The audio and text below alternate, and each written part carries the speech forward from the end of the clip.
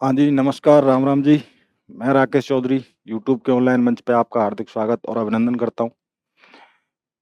हमने पिछली क्लासों में राजस्थान के लोक संत, लोक देवता एवं लोक नृत्य और लोक वाद्यों के बारे में चर्चा की थी। उन्हीं से संबंधित आज मैं कुछ प्रश्न लेके आया हूँ, जो आगामी परीक्षाओं में आपके लिए बहुत महत्वपूर्ण होने वाले हैं।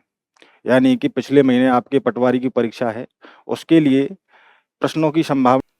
हालाँकि बहुत से बच्चे उस चीज़ से नाखुश हैं कि नॉर्मलाइज़ेशन की प्रक्रिया सटीक तरीके से नहीं हुई और उनको लाभ नहीं पहुँचा। लेकिन जो बच्चे चयनित हुए हैं, जिनकी अच्छी रैंक आ रही है, उनको शुभकामनाएँ। चलिए क्लास स्टार्ट करते हैं।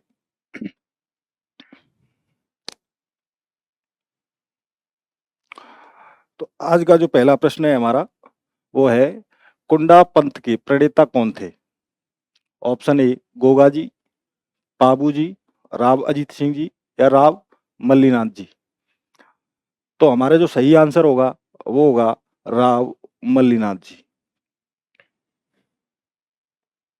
कुंडा पंथ के प्रणेता कौन थे? गोगा जी, पाबू जी, राव अजीत सिंह जी या राव मल्लीनाथ जी। तो हमारा सही आंसर होगा राव मल्लीनाथ जी। कौन सा होगा? राव मल्लीनाथ जी। नेक्स्ट।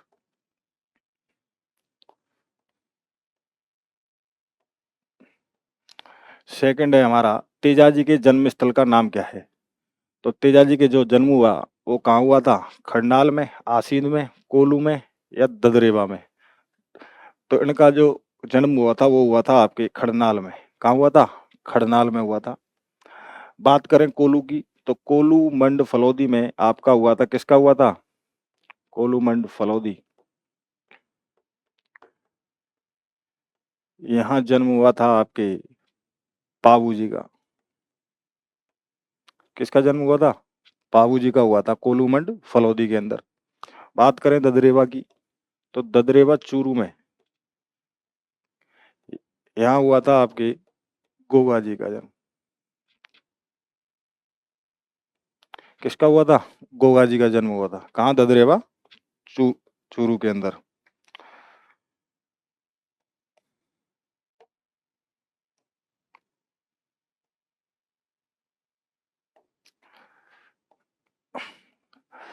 अधोलिखित लोक देवता और एवं मुख्य तीर्थ स्थलों में से कौन सा युग्म असंगत है? यानी कि हमें असंगत को ढूंढना है कि कौन सा मिलान सही नहीं है। तो लोक देवता दे रखे हैं और मुख्य तीर्थ स्थल दे रखे हैं इनके। तो तेजाजी पर्वतसर, डीडवाना, कुचामन। सही है ये तो हमारा। देवनारायण जी आशीष भीलवाड़ा, ये भी सही है। पाबू जी कोलू गांव फलौदी, मैंने अभी बताया कोलू मंड फलौदी, ये भी सही है हमारा। चौथा है हमारा तल्लीनाथ जी कतरियासर बीकानेर, ये हमारा सही नहीं है, क्योंकि कतरियासर बीकानेर तो जसनाती संप्रदायों का मुख्य तीर्थ स्थल है। तो ये हमारा राइट आंसर हो जाएगा, तल्लीनाथ जी कतरियासर। तल्लीनाथ जी जो है आपके, इनका मुख्य तीर्थ स्थल कौन सा है? इनका मुख्य तीर्थ स्थल है आपका, मुख्य तीर्थ स्थल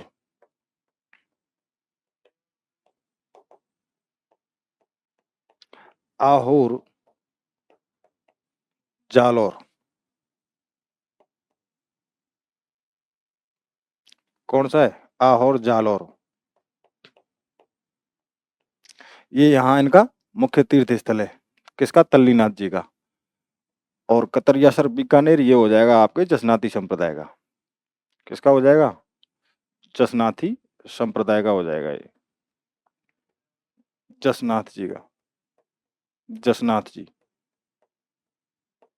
ये हमारा किसका हो जाएगा? जसनाथ जी का हो जाएगा। आगे देखते हैं।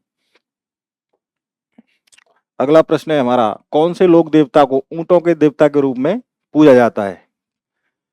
पाबू जी को, हड़बू जी को, देवनारायण जी को या इनमें से कोई नहीं? तो हमें पता है सबसे पहले मारवाड़ में ऊंट लाने का श्रेय किसे दिया गया है? पाबू जी को। सबसे पहले मारवाड़ के अंदर कौन लेके आए थे ऊंट? पाबू जी लेके आए थे। तो राइट आंसर हो जाएगा पाबू जी। नोट डाल के लिख सकते हो यहाँ। सर्वप्रथम मारवाड़ में ऊंट लाने का श्रेय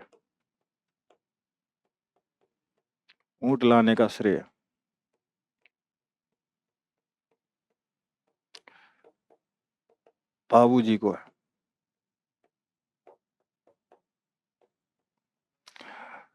आई बात समझ में? नेक्स्ट देखते हैं अपन।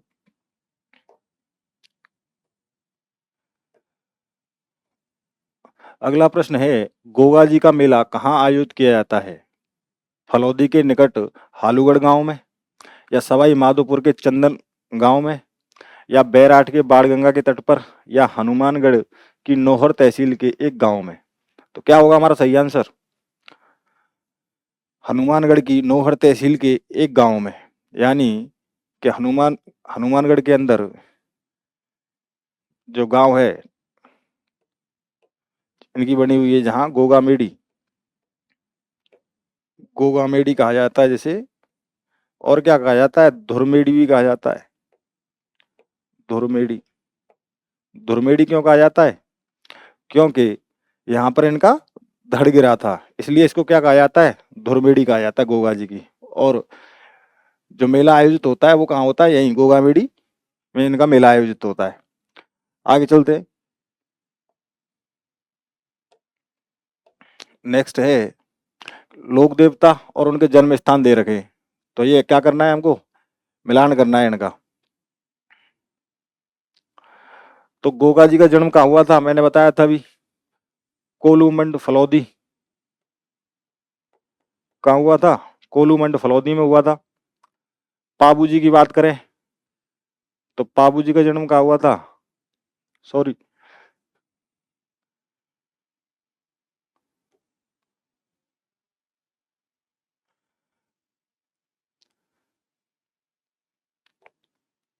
गोगा जी का जन्म हुआ कोलूमंड फलौदी में, और पाबू जी का जन्म हुआ ददरेवा चूरू में।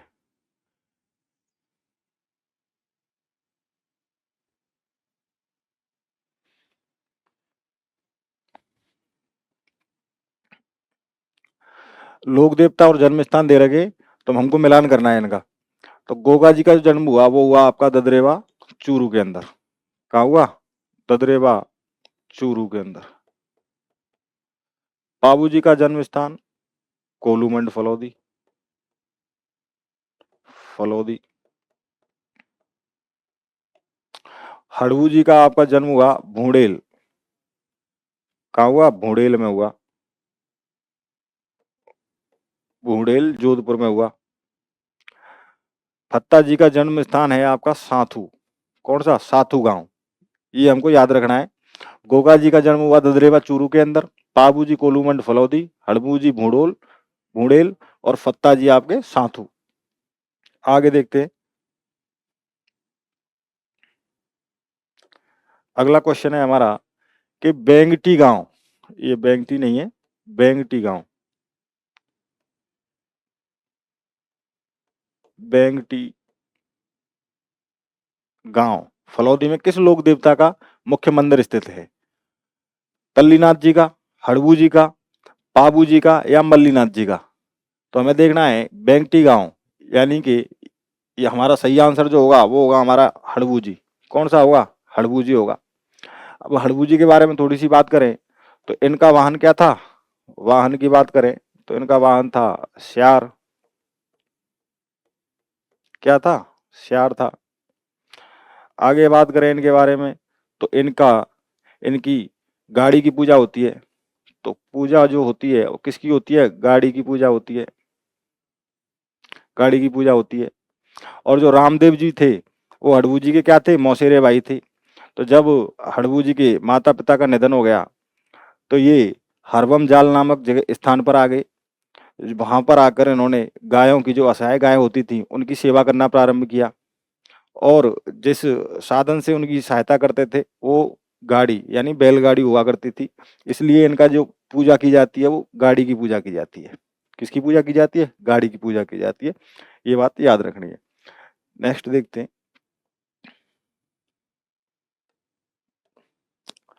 निम्नलिखित में से कौन से लोक देवता की माता मैणादेवी थी?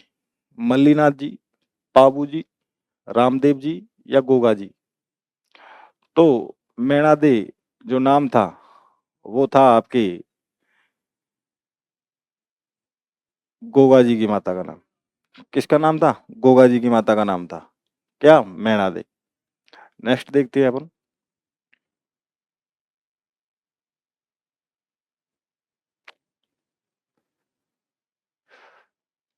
अगला प्रश्न है हमारा, निम्नलिखित में से कौन सा लोक देवता सांपों सांपों से भी संबंधित है?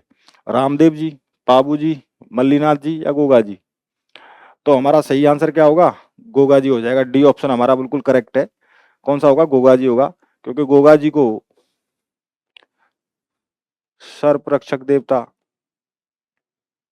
सर्प रक्षक देवता, सर्प रक्षक देवता, हिंदू नागराज,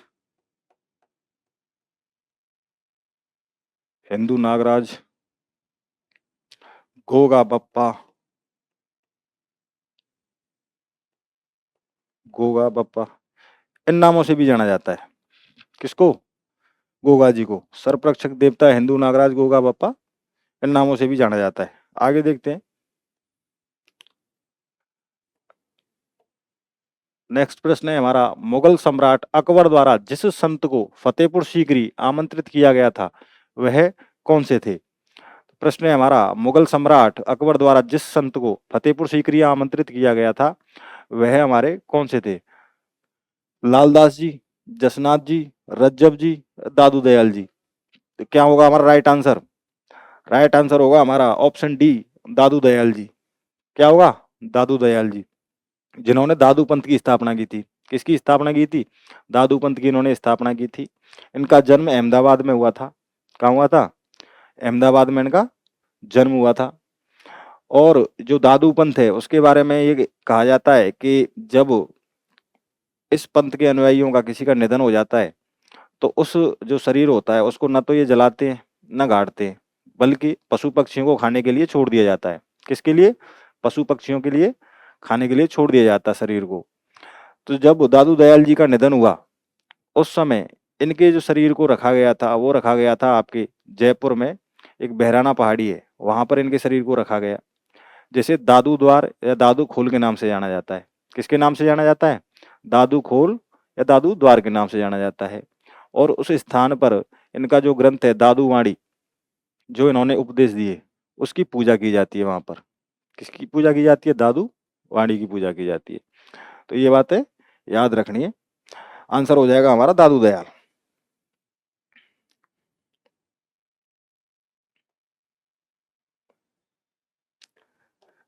नेक्स्ट प्रश्न है, संत पीपा की गुफा कहाँ पर है? कई बार परीक्षा में पूछा गया प्रश्न है। इसमें जो जितने भी प्रश्न है जो मैं करा रहा हूँ ये पटवारी में आए हुए प्रश्न है अधिकतर, अन्य परीक्षाओं में भी कई बार रिपीट हुए हैं, तो ये इंपॉर्टेंट हो जाते हैं इसलिए।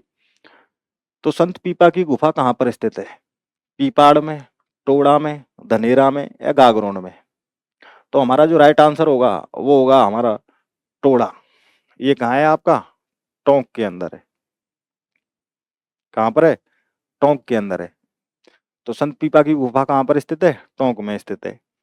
बात करें गागरोन की, तो गागरोन में इनका जन्म हुआ था।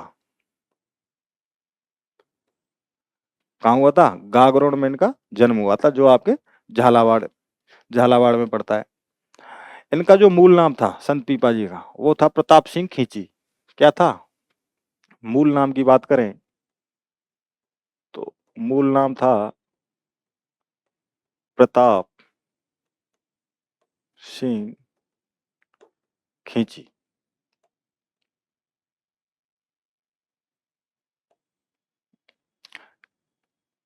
ये झालावाड़ की खींची शाखा से संबंधित थे। तो इनका जो मूल मूल नाम था वो था प्रताप सिंह खींची। इनकी जो गुफा बनी हुई है वो बनी हुई है आपके टोड़ा टोंक में, और जन्म हुआ इनका गागरोन में।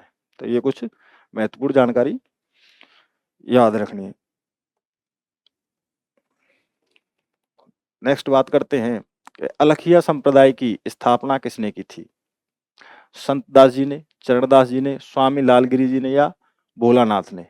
तो हमारा जो राइट आंसर होगा वो होगा स्वामी लालगिरी जी। किसने की थी? स्वामी लालगिरी जी ने इस अलखिया संप्रदाय की स्थापना की थी। किस संप्रदाय की?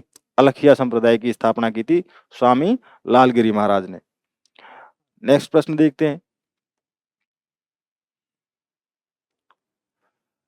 अगला प्रश्न है, संत भूरीबाई अलख का कार्यक्षेत्र था, यानी कि इनका कार्यक्षेत्र कहाँ पर था? किस जगह इन्होंने सामाजिक कार्य किए? तो वो है हमारा मेवाड़। कौन सा है? मेवाड़ हमारा राइट आंसर हो जाएगा। संत भूरीबाई का जो अलग संप्रदाय से संबंध थी, उनका जो कार्य क्षेत्र रहा वो था हमारा मेवाड़। इन्होंने मेवाड़ के अंदर रहकर सामाजिक जागरूकता फैलाई। नेक्स्ट प्रश्न देखते हैं।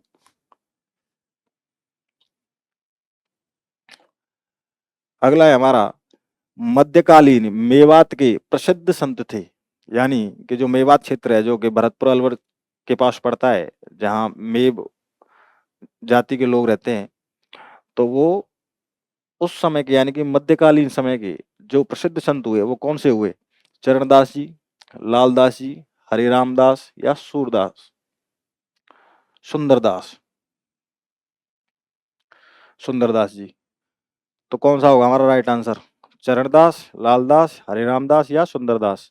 तो हमारा जो सही आंसर होगा वो होगा हमारे लालदास। लालदास जी जो थे, इन्होंने लालदासी संप्रदाय की स्थापना की। किस संप्रदाय की स्थापना की? लालदासी संप्रदाय की स्थापना की।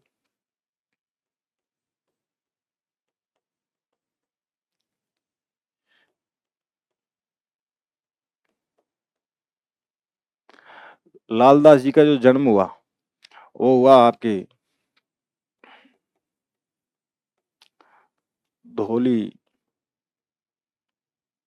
दू अलवर।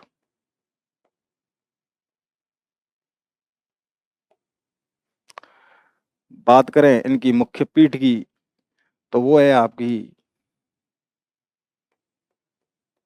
मुख्य पीठ नगला जहाज, नगला जहाज भरतपुर।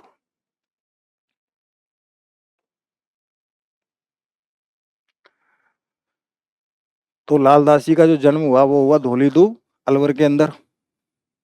धौलीदू अलवर के अंदर इनका जन्म हुआ। लालदासी संप्रदाय की इन्होंने स्थापना की थी और मुख्य पीठ जो है इनकी नगला जहाज भरतपुर के अंदर है, जहां पर इनका मेला बढ़ता है।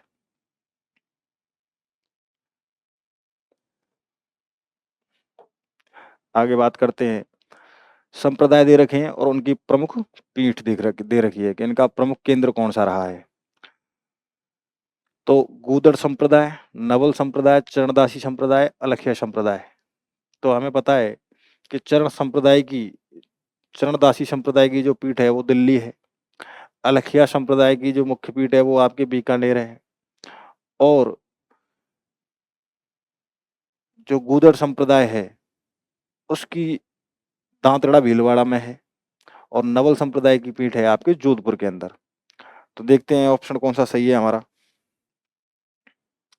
यानी कि गूदड़ संप्रदाय हो जाएगा आपका दांतड़ा भीलवाड़ा में, नवल संप्रदाय हो जाएगा हमारा जोधपुर में, और तीसरे और चौथे ये सेम ही है। तो देखते हैं।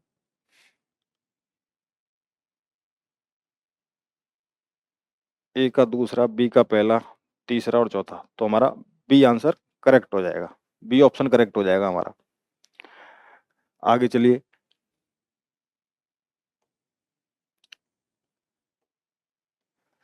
अगला प्रश्न है, बिश्नोई निम्नलिखित में से किसकी पूजा करते हैं? पीपा जी की, धन्ना जी की, तेजा जी की या जाम्बो जी की? बहुत अजीब प्रश्न है, लेकिन प्रश्न ऐसे ही पूछे जाते हैं। तो बात करते हैं जाम्बो जी महाराज की। जाम्बो जी महाराज ने बिश्नोई संप्रदाय की स्थापना की। किसकी की थी? बिश्नोई संप्रदाय की स्थापना की थी, क्योंकि इन्होंने 29 उपदेश दिए थे और 100 शब्द यानी कि 120 शब्द बोले थे, शब्दों का उच्चारण किया था, जिनको शब्द बोला जाता है, शब्द बाणी बोला जाता है उनको। तो इन्होंने 29 उपदेश दिए विष्णुई संप्रदाय के अंतर्गत। तो 20 और 9, 20 और 9 इस कारण ये कहलाए विष्णुई। क्या कहलाए? विष्णुई कहलाए। जामू जी के बारे में अगर हम बात करें तो इनको वैज्ञानिक संत भी कहा जाता है। क्या कहा जाता है? वैज्ञानिक संत कहा जाता है इनको।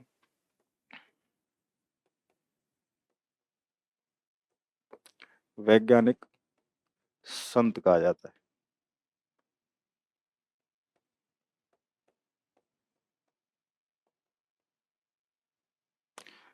ये भी प्रश्न पूछ लिया जाता है कि हमारे लोक संतों में वैज्ञानिक संत किसे कहा जाता है, तो जामू जी महाराज को कहा जाता है।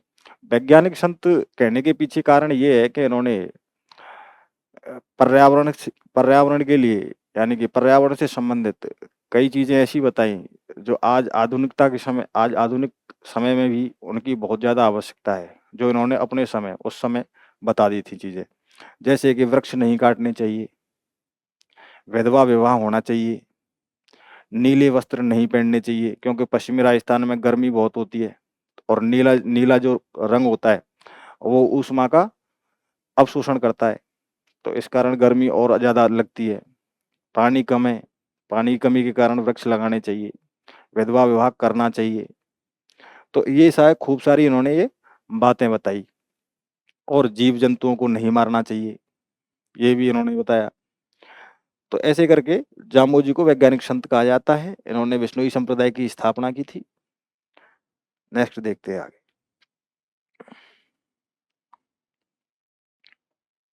अगला प्रश्न है, सहजोबाई का संबंध किस संप्रदाय से है? राम स्नेही संप्रदाय से, लालदासी संप्रदाय से, या अचलदासी संप्रदाय से, या चरणदासी संप्रदाय से? तो हमारा जो राइट आंसर होगा वो होगा हमारा ऑप्शन डी, चरणदासी संप्रदाय से। क्या हो जाएगा? चरणदासी संप्रदाय से। इनका संबंध किससे है? चरणदासी संप्रदाय से इनका संबंध है। किसका? सहजोबाई का। चरणदास जी की ये जो चरणदास जी हैं, ये जो संप्रदाय है चरणदासी संप्रदाय,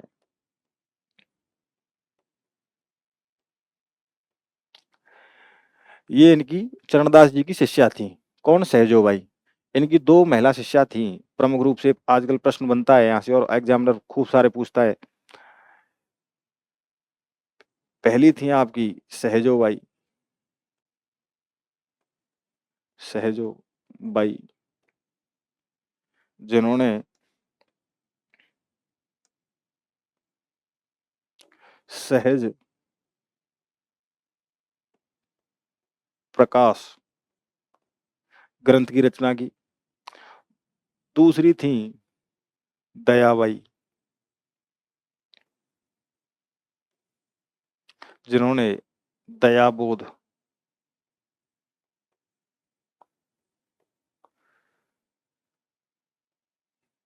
ग्रंथ कह सकते हो, दयाबोध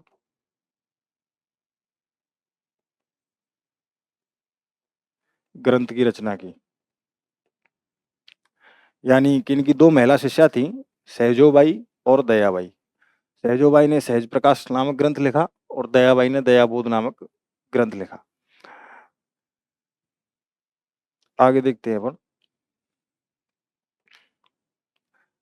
अगला प्रश्न है, संत हरिदास किस संप्रदाय के संस्थापक थे? तो ये प्रश्न है हमारा, निम्बार्क संप्रदाय, अलख्य संप्रदाय, निरंजनी संप्रदाय, या रामस्नेही संप्रदाय? तो जो संत हरिदास जी जो थे वो हमारे निरंजनी संप्रदाय के संस्थापक थे। किसकी? निरंजनी संप्रदाय के संस्थापक माने जाते हैं। कौन? संत हरिदास जी। आगे देखते हैं।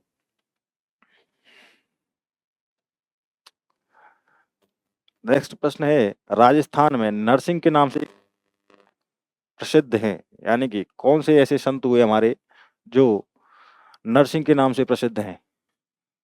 संत रामचरण जी, कवि दुर्लभ, संत चरणदासी, संत रज्जब जी। तो हमें पता है कवि दुर्लभ जी को वागड़ का नरसिंह कहा जाता है या राजस्थान का नरसिंह कहा जाता है। किसको कहा जाता है? कवि दुर्लभ जी को राजस्थान का नरसिंह कहा जाता है। ये कई बार पूछा गया प्रश्न है और इम्पोर्टेंट हो जाता है।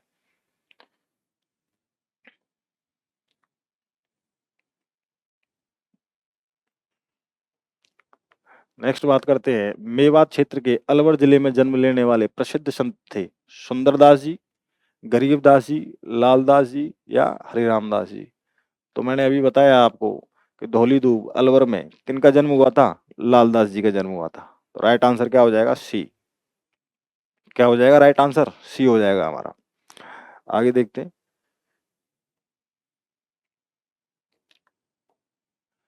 अगला प्रश्न है, गोविंद देव मंदिर जयपुर एवं मदन मोहन मंदिर करौली का संबंध किस संप्रदाय से है? यानी कि गोविंद देव जी का जो मंदिर बना हुआ है सिटी पैलेस जयपुर के अंदर और मदन मोहन मंदिर करौली का जो संबंध है वो किस संप्रदाय से है? किस संप्रदाय से संबंधित है? यानी कि उनमें जो पूजा पद्धति है वो किस तरीके की है? यानी किस संप्रदाय से संबंधित है वो? नाथ, वल्लभ, रामस्नेही या गौड़ीय? तो राइट आंसर होगा हमारा गौड़ीय संप्रदाय। किस संप्रदाय से संबंधित है? गौड़ीय संप्रदाय से संबंधित है। गौड़ीय संप्रदाय की स्थापना किन्होंने की थी? ये की थी आपकी माधवाचार्य जी ने। किन्होंने की थी? माधवाचार्य जी।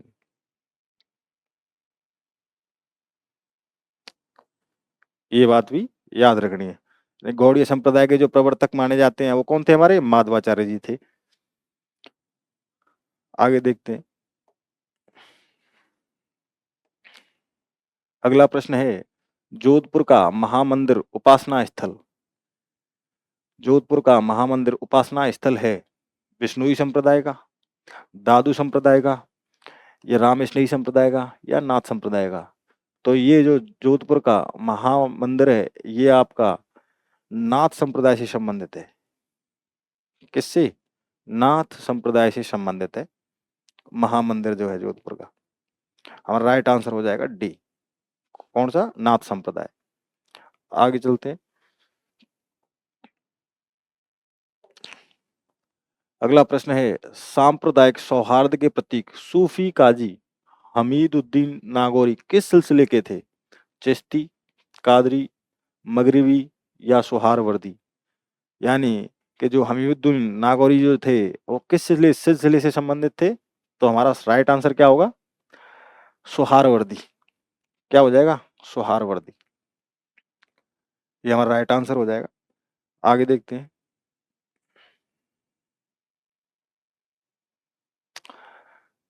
नेक्स्ट है हमारा, मलिक शाह की मस्जिद कहाँ स्थित है? यानी कि मलिक शाह जो सूफी संत हुए उनकी मस्जिद कहाँ पर है? झालावाड़ में, बारा में, जालौर में या राजसमंद में? क्या आंसर होगा हमारा? हमारा आंसर हो जाएगा जालौर। क्या हो जाएगा? जालौर हमारा आंसर हो जाएगा। इनकी जो मस्जिद बनी हुई है वो जालौर में बनी हुई है। कहाँ बनी हुई है? जालौर में बनी हुई है। तो ये बात याद रखनी है। आगे चलते हैं। अब यहाँ से आपके लोक नृत्यों के प्रश्न प्रारंभ होते हैं। तो निम्न में से कौन सा नृत्य राजस्थान की कालबेलिया जनजाति का नहीं है? यानी कि कालबेलियों का नृत्य नहीं है। कौन सा है?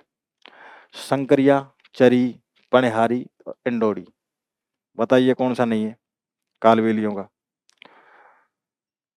तो शंकरिया तो है, पनिहारी भी है, इंडोरी भी है, लेकिन ये चरी नृत्य ये नहीं है हमारा। तो हमारा जो राइट आंसर होगा वो कौन सा होगा? राइट आंसर हो जाएगा हमारा चरी नृत्य। यानी कि ये राजस्थान की कालबेलिया जनजाति का ये नृत्य नहीं है। ये किसका है? ये गुर्जर गुर्जर जनजाति का नृत्य है। किनका है? गुर्जर जनजाति का नृत्य है। आगे देखते हैं। राजस्थान में निम्न में से कौन सा नृत्य केवल पुरुषों द्वारा किया जाता है? ऐसा कौन सा नृत्य है जो केवल पुरुषों द्वारा किया जाता है? घूमर, कच्छी घोड़ी, तेरह ताली या कथक? बताइए। तो राइट आंसर होगा हमारा कच्छी घोड़ी। ये जो नृत्य है कच्छी घोड़ी ये किसके द्वारा किया जाता है? केवल पुरुषों के द्वारा किया जाता है। कच्छी घोड़ी नृत्य मुख्य रूप से आपका शेखावाटी क्षेत्र में किया जाता है, पुरुषों के द्वारा किया जाता है। इसमें 8 पुरुष भाग लेते हैं, 2 टुकड़ियों में नृत्य करते हैं और काठ की घोड़ी कमर से बांधकर नृत्य किया जाता है।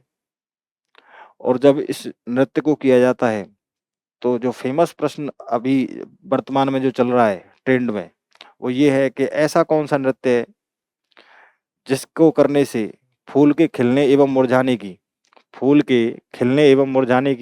मुरझाने का आभास होता है? तो हमारा हो जाएगा कच्छी घोड़ी नृत्य। कौन-सा? कच्छी घोड़ी नृत्य हो जाएगा, क्योंकि जब इस नृत्य को करते हैं, तो ऐसा प्रतीत होता है जैसे फूल खिल रहा हो और मुरझा रहा हो। ये 2 पंक्तियों में किया जाता है। पुरुष काठ की घोड़ी बांधकर इस नृत्य को करते हैं। ये बातें याद रखनी है। तो कौन-सा है कि जो केवल पुरुषों द्वारा किया जाता है? कच्छी घोड़ी नृत्य किया जाता है। आगे चलते हैं। नेक्स्ट प्रश्न है हमारा, गरासिया जनजाति द्वारा किया जाने वाला नृत्य है। गरासिया जनजाति द्वारा किया जाने वाला नृत्य, मैंने ट्रिक बताई थी, आपको याद होगी। तो ऑप्शन है ए शंकरिया, गुड़ला, पणिहारी, वालर। गरासिया जनजाति द्वारा किया जाने वाला नृत्य है, तो हमारा जो राइट आंसर होगा वो होगा वालर। हमने पढ़े थे वालर, मादल, लूर, कूद, जवारा, मोरिया, गौर, ये सारे किनके हैं? गरासिया जनजाति के नृत्य हैं। नेक्स्ट बात करते हैं,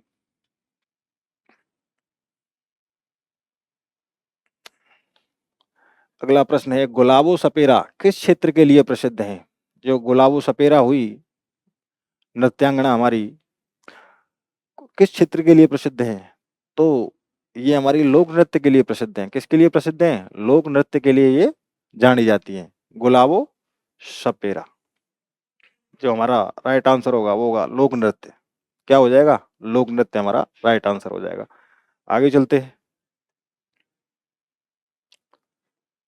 अगला प्रश्न है, मुगल सम्राट शाहजहां के समय से ही प्रसिद्ध नाहर नृत्य के आयोजन की परंपरा कहाँ प्रचलित है?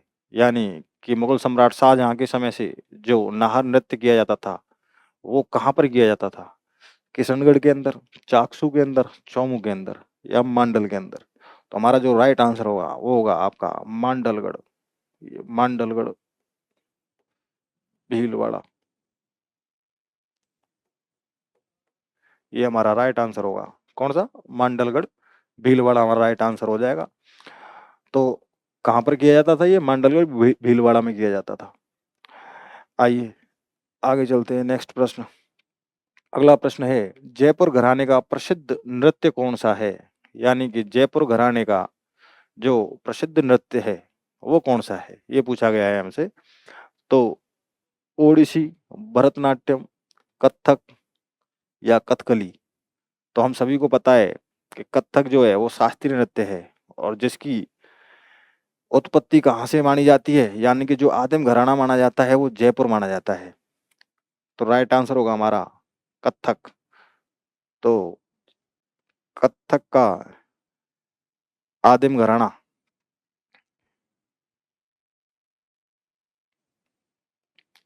आदिम घराना कौन सा है? जयपुर। कौन सा है? जयपुर। नेक्स्ट देखते हैं। अगला प्रश्न है, किशनगढ़ की फल्गु बाई किस नृत्य से संबंधित है? यानी कि किशनगढ़ की जो फल्गु बाई हैं, जो नृत्यांगना, वो किस नृत्य से संबंधित है? चक्री नृत्य, तेरहताली नृत्य, कालबेलिया नृत्य या चरी नृत्य?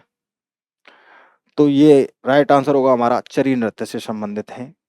किस नृत्य से संबंधित है? चरी नृत्य से संबंधित है। यानी कि चरी नृत्य को अगर किसी ने प्रसिद्ध किया तो वो कौन है? फल्गु बाई हैं। इन्होंने चरी नृत्य को प्रसिद्ध किया। चरी जो नृत्य है ये, यानी कि सर पर मटका रखकर उसमें दीपक जलाकर किया जाता है। कौन सा? जिसको चरी बोला जाता है आपके मटके को, और उसमें दीपक जलाकर नृत्य किया जाता है, तो उसको कहा जाता है चरी नृत्य। और इसकी जो प्रसिद्ध नृत्यांगना है वो है आपकी फल्गु बाई। ये याद रखना है। आगे देखते हैं।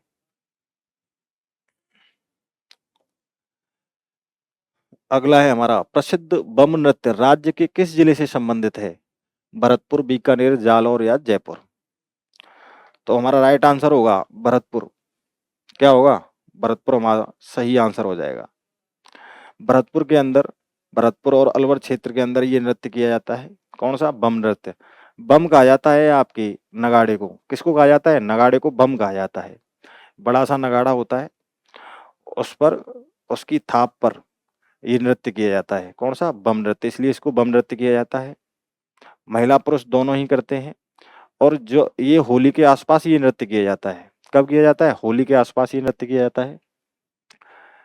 बम नृत्य होली के आसपास किया जाता है। होली के आसपास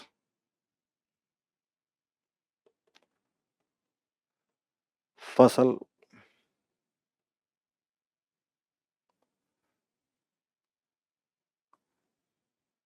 कटने से पहले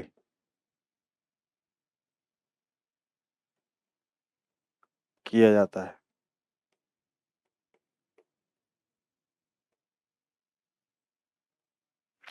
कब किया जाता है? होली के आसपास और फसल कटने से पहले ये नृत्य किया जाता है। किस क्षेत्र में किया जाता है? भरतपुर अलवर क्षेत्र में किया जाता है। कौन सा नृत्य? बम नृत्य। ये बातें याद रखनी है इसके बारे में। नेक्स्ट है हमारा,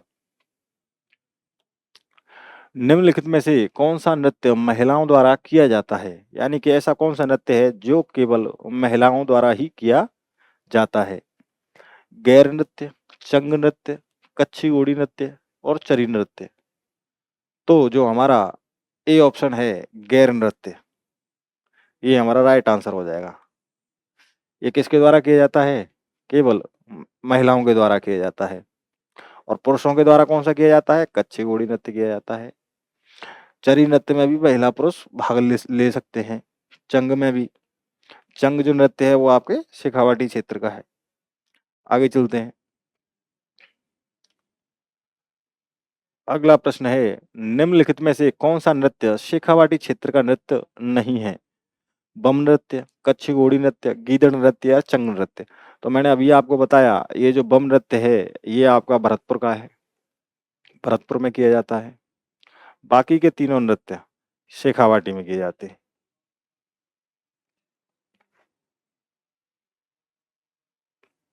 किस में किए जाते हैं? शेखावाटी में किए जाते हैं। आइए नेक्स्ट देखते हैं।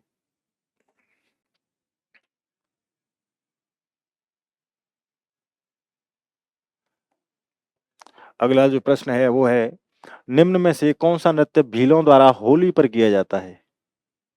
किस पर किया जाता है? होली पर किया जाता है। डांडिया, गैर, वालर, नेजा। तो आपका बी ऑप्शन, गैर। ये गैर जो नृत्य है इसको घेर भी बोला जाता था, लेकिन बाद में धीरे धीरे नाम परिवर्तित होता चला गया और ये गैर हो गया, क्योंकि इसको घेरा बनाकर किया जाता है। अर्धवृत्त में किया जाता है घेरा बनाकर। किसको? गैर नृत्य को। कब किया जाता है? तो होली के अवसर पर किया जाता है इस नृत्य को। ये चीज याद रखनी है। नेक्स्ट देखते हैं आगे। अगला प्रश्न है, निम्न में से कौन सा राजस्थान में क्षेत्रीय नृत्य नहीं है? यानी कि ऐसा कौन सा नृत्य है जो क्षेत्रीय नृत्य नहीं है? तो घूमर, चंग, डांग और मेव। तो आपका जो डी ऑप्शन है मेव, ये आपका क्षेत्रीय नृत्य नहीं है। बाकी का घूमर, चंग और डांग, ये तीनों ही आपके कैसे हैं? क्षेत्रीय नृत्य हैं। आगे देखते हैं अपना। अगला प्रश्न है, निम्न में से व्यावसायिक नृत्य नहीं है, यानी कि ऐसा नृत्य जो कि व्यवसाय के लिए किया जाता हो, वो हमारा कैसे कहलाते हैं? नृत्य व्यावसायिक नृत्य कहलाते हैं। तो भवाई, तेरह ताली और कच्छी घोड़ी और गवरी।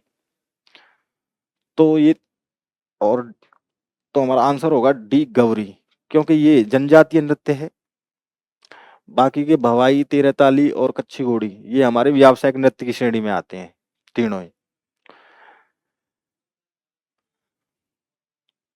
आगे देखते हैं अपन। कौन सा नृत्य राजस्थान के लोक नृत्यों की आत्मा कहा जाता है? कितना अच्छा प्रश्न है और बहुत ही इंपॉर्टेंट हो जाता है ये सभी परीक्षाओं के लिए। तो A option Ghoomar, B option Gavari, C option Terah Taali और डी ऑप्शन गैर। तो हमारा जो राइट आंसर होगा वो होगा घूमर। कौन सा होगा? घूमर। अब घूमर नृत्य के बारे में थोड़ी सी चर्चा करें अपन, तो हम देखते हैं कि जो घूमर नृत्य है, ये इसमें 8 चरण होते हैं और जिनको सवाई कहा जाता है। क्या कहा जाता है?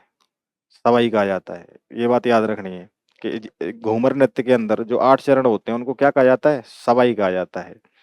घूमर जो नृत्य है वो राजस्थान का राज्य नृत्य की श्रेणी में आता है। किसकी श्रेणी में आता है? राज्य नृत्य की श्रेणी में आता है घूमर नृत्य। और इसे राजस्थान की आत्मा कहा जाता है। क्या कहा जाता है? राजस्थान की आत्मा कहा जाता है। और 8 चरणों को सवाई कहा जाता है। तो ये कुछ बातें हैं जो याद रखनी है। अगला देखते हैं अपन कि भरतपुर अलवर क्षेत्र में होली के अवसर पर नई फसल आने की खुशी में किया जाने वाला नृत्य मैंने अभी बताया। कौन सा हो जाएगा? बम नृत्य हो जाएगा हमारा। यानी कि होली के अवसर पर नई फसल आने की खुशी में किया जाने वाला नृत्य कौन सा है? बम नृत्य है। बम, जैसे क्या कहा जाता है? नगाड़ा। नगाड़ा क्या कहा जाता है? बम को नगाड़ा भी कहा जाता है। आगे देखते हैं अपन। अगला प्रश्न है, थाकना शैली का संबंध किस नृत्य से है? यानी कि ऐसा कौन सा नृत्य है जो कि थाकना शैली के अंदर किया जाता है? गीदड़ नृत्य, ढोल, चंग, गरगीदड़। तो हमारा जो राइट आंसर होगा वो होगा हमारा ढोल नृत्य। कौन सा होगा? ढोल नृत्य हमारा आंसर हो जाएगा। ये जो ढोल नृत्य है ये आपका जालौर में किया जाता है। कहाँ किया जाता है? जालौर में किया जाता है। थाकना शैली में किया जाता है और हाथ में रूमाल लेकर किया जाता है। हाथ में रूमाल लेकर किया जाता है। लेकर किया जाता है। किया जाता है। ढोल नृत्य के जो प्रवर्तक माने गए हैं, प्रवर्तक, वो थे आपके बाघ जी, बाघा जी। तो ये कुछ बातें जो याद रखनी है ढोल नृत्य के बारे में कि थाकड़ा शैली में किया जाता है। इसके जो प्रवर्तक थे वो थे आपके बाघा जी। जालौर का ये नृत्य है। जालौर में किया जाता है विशेष रूप से और हाथ में रूमाल लेकर किया जाता है। आगे देखते हैं अपन। नेक्स्ट है, जसनाथी सिद्धों द्वारा तपते अंगारों पर किया जाने वाला नृत्य कौन सा है? गैर, डांडिया, गुड़ला या अग्नि नृत्य? तो हम सभी को पता है हमारा डी ऑप्शन सही हो जाएगा। अग्नि नृत्य किया जाता है। जसनाथी सिद्धों के द्वारा जो नृत्य किया जाता है वो कौन सा किया जाता है? अग्नि नृत्य किया जाता है। अग्नि नृत्य को करते समय और जो उद्घोष दिए जाता है उसे फतेह फतेह के का उद्घोष दिया जाता है। उसमें कौन सा उद्घोष दिया जाता है? फतेह फतेह का उद्घोष दिया जाता है। जसनाती जो संप्रदाय है उसकी स्थापना जसनाथ जी ने की थी। यानी कि उद्घोष की बात करें तो फतेह फतेह। मुख्य पीठ की बात करें, मुख्य पीठ, तो आपकी हो जाएगी कतरिया सर, बीकानेर। कतरिया सर, बीकानेर।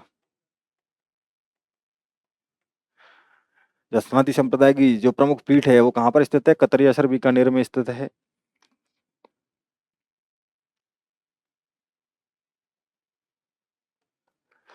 आगे हम बात करें जसनाती संप्रदाय की, तो जसनाती संप्रदाय के प्रमुख ग्रंथ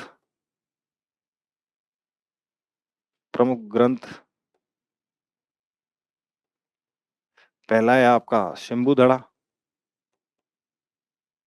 शंभुधड़ा।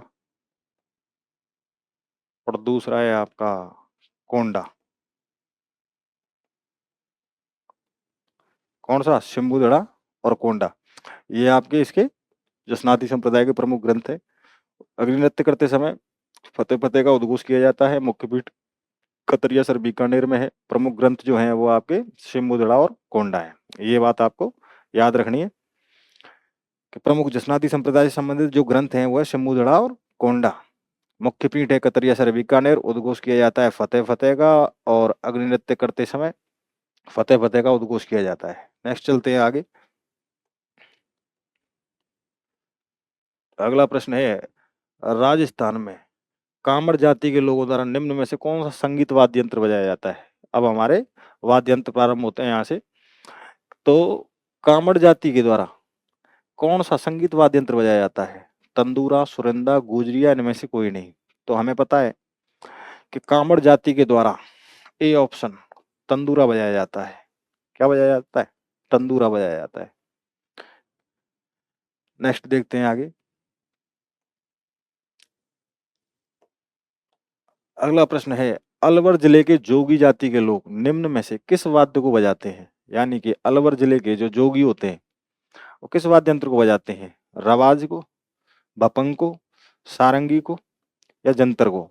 तो हमें पता है कि बजाते हैं बपंग को। किसको बजाते हैं? बपंग को बजाते हैं अलवर के जोगी। और बपंग का जादूगर किसे कहा जाता है?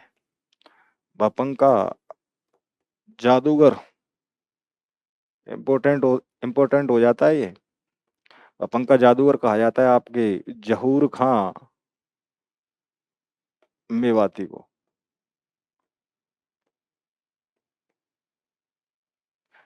किसको कहा जाता है? जहूर खां मेवाती को आपके बपंग का जादूगर कहा जाता है। ये बात याद रखनी है। अलवर जिले के जो जोगी हैं वो इस वाद्य यंत्र को बजाते हैं, बपंग को। आगे देखते हैं। अगला प्रश्न है, अलवर भरतपुर के जोगियों द्वारा किस प्रकार की सारंगी बजाई जाती है? यानी कि जो सारंगी होती है वो किस प्रकार की होती है जहां अलवर भरतपुर के जो संत है वो बजाते हैं उसको? तो ऑप्शन है ए जोगिया सारंगी, बी सिंधी सारंगी, जड़ी की सारंगी, या गुजरातन सारंगी। तो हमारा ए ऑप्शन हो जाएगा, जोगिया सारंगी हो जाएगी। यानी कि जोगी बजा रहे तो कौन सी सारंगी हो जाएगी? जोगिया सारंगी हो जाएगी। ये बात याद रखनी है। तो हमारा आंसर क्या होगा? ए ऑप्शन होगा, जोगिया सारंगी बजाते हैं। आगे देखते हैं अपन। नेक्स्ट है हमारा, रामनाथ चौधरी का संबंध किस वाद्य यंत्र से है? यानी कि जो रामनाथ चौधरी हैं वो जो वाद्य यंत्र बजाते हैं उनका संबंध किस वाद्य यंत्र से है? तो अलगोजा, पुंगी, ढोलक, या इनमें से कोई नहीं। तो हमारा जो राइट आंसर होगा वो होगा अलगोजा। क्या होगा? अलगोजा। रामनाथ चौधरी एक अकेले ऐसे वाद्य यंत्र वादक हैं जो कि, वैसे तो अलगोजा मुंह से बजाया जाता है, पर रामनाथ चौधरी अकेले ऐसे वादक हैं जो नाक से भी अलगोजा बजा देते हैं। और ये कहाँ के रहने वाले हैं? ये आपके पदमपुरा गांव जयपुर के रहने वाले हैं। कहाँ के रहने वाले हैं? जयपुर के रहने वाले हैं रामनाथ चौधरी। चलिए आगे देखते हैं।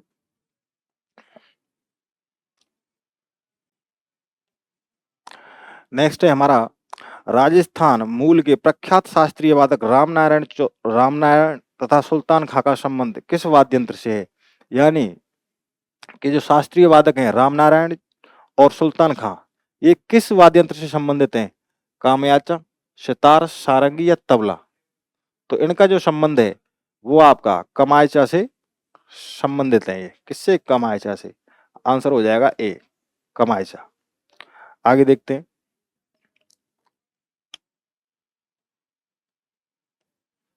अगला प्रश्न है, लोक कथा देवनारायण जी की फड़ के गायन में कौन सा वाद्य यंत्र प्रयोग में लाया जाता है?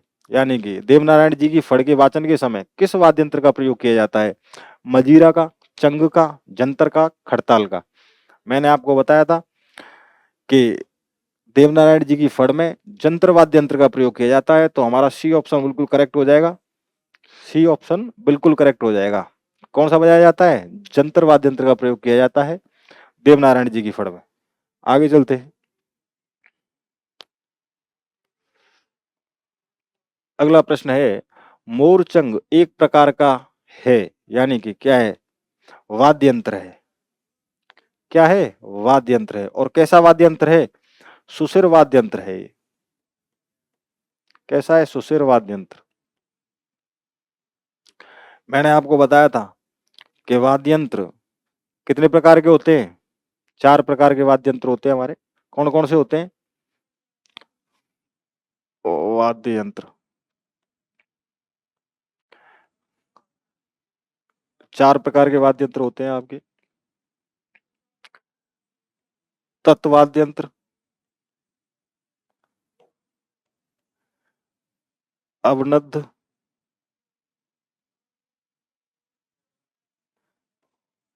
सुषिर और घण। कौन से होते हैं? तत्वाद्य यंत्र, अवनद्ध, सुषिर और घन वाद्य यंत्र। ये हमारे 4 प्रकार के वाद्य यंत्र होते हैं। तत्वाद्य यंत्र यानी कि वे वाद्य यंत्र जो तारों की सहायता से जिनमें ध्वनि उत्पन्न होती है।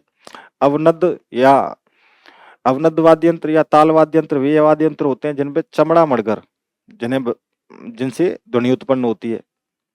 और सुषिर वाद्य यंत्र जो फूंक मारकर बजाए जाते हैं। और घन वाद्य यंत्र यानी कि जो धातु से बने हुए होते हैं। ये 4 प्रकार के हमारे वाद्य यंत्र होते हैं। तो ये जो चंग जो वाद्य यंत्र है ये हमारा क्या है? सुषिर वाद्य यंत्र की श्रेणी में आता है। ये बात याद रखनी है। नेक्स्ट देखते हैं अपन। चौतारा, कामयाचा कौन से लोक वाद्य परंपरा से जुड़े हुए हैं? यानी कि चौतारा और कामयाचा कौन से लोक वाद्य परंपरा से जुड़े हुए हैं? सुषिर वाद्य यंत्र है, तत्वाद्य यंत्र है, अवनद्ध वाद्य यंत्र है या घन वाद्य यंत्र है। यानी कि ये जो आपको चौतारा जैसे नाम से ही पता चल रहा है चौतारा, तो ये तत्वाद्य यंत्र की श्रेणी में आएगा। किसकी श्रेणी में आएगा? तत्वाद्य यंत्र की श्रेणी में आ जाएगा ये चौतारा। आगे देखते हैं, बी आंसर हमारा करेक्ट हो जाएगा। आगे अगला प्रश्न है, कौन सा सुषिर वाद्य यंत्र नहीं है? यानी कि इनमें से ऐसा कौन सा वाद्य यंत्र है जो सुषिर वाद्य यंत्र है, यानी कि जैसे फूंक से नहीं बजाया जाता? अलगोजा हमें पता है, रामनाथ चौधरी, सुरमंडल, मोरचंग और सतारा। तो अलगोजा, मोरचंग और सतारा ये तीनों ही सुषिर वाद्य यंत्र है, लेकिन जो सुरमंडल है ये आपका तत्वाद्य यंत्र है। कौन सा है? ये तत्वाद्य यंत्र है, सुषिर वाद्य यंत्र नहीं है। कौन सा? सुरमंडल। राइट आंसर हो जाएगा हमारा बी। आगे बढ़ते हैं। अगला प्रश्न है, कामयाचा वाद्य यंत्र का संबंध निम्न में से किस जाति से है? यानी कि जो कामयाचा जो वाद्य यंत्र है ये किस जाति के द्वारा मुख्य रूप से बजाया जाता है?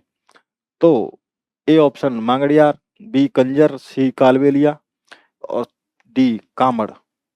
तो ये हमारा जो कामयाचा वाद्य यंत्र है ये हमारा मांगड़ियार जाति के द्वारा बजाया जाता है। किसके द्वारा? मांगड़ियार जाति के द्वारा बजाया जाता है मुख्य रूप से। तो ए ऑप्शन हमारा राइट आंसर हो जाएगा। आगे चलते हैं। अगला प्रश्न है, पाबूजी तथा डूंगर जी के भोपे किस वाद्य यंत्र का प्रयोग करते हैं? यानी कि पाबूजी तथा डूंगर जी के भोपे जब इनकी फड़ का वाचन किया जाता है तो उस समय किस वाद्य यंत्र का प्रयोग किया जाता है? ऑप्शन है रावण हत्ता, एकतारा, मादल या इनमें से कोई नहीं। तो ए ऑप्शन हमारा करेक्ट हो जाएगा, रावण हत्ता। यानी कि रावण हत्ता वाद्य यंत्र का प्रयोग किया जाता है। आपके रामदेव जी की फड़ में भी रामदेव जी एवं जवाड़ जी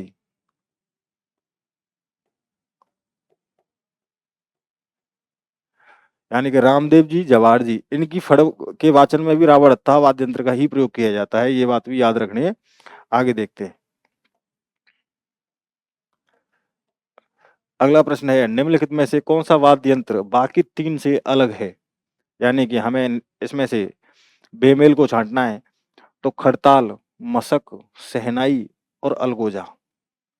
अब इसमें से हमें देखना है कि कौन सा ऐसा वाद्य यंत्र है जिनमें 3 तो एक जैसे हैं लेकिन एक अकेला उनसे भिन्न है। तो हमारा जो राइट आंसर होगा वो होगा हमारा खड़ताल। क्या हो जाएगा? खड़ताल हमारा राइट आंसर हो जाएगा। बाकी के ये तीनों सुषिर वाद्य यंत्र हैं। कैसे हैं? सुषिर वाद्य यंत्र हैं, लेकिन खड़ताल हमारा तत्वाद्य यंत्र है। कौन सा है? तत्वाद्य यंत्र है।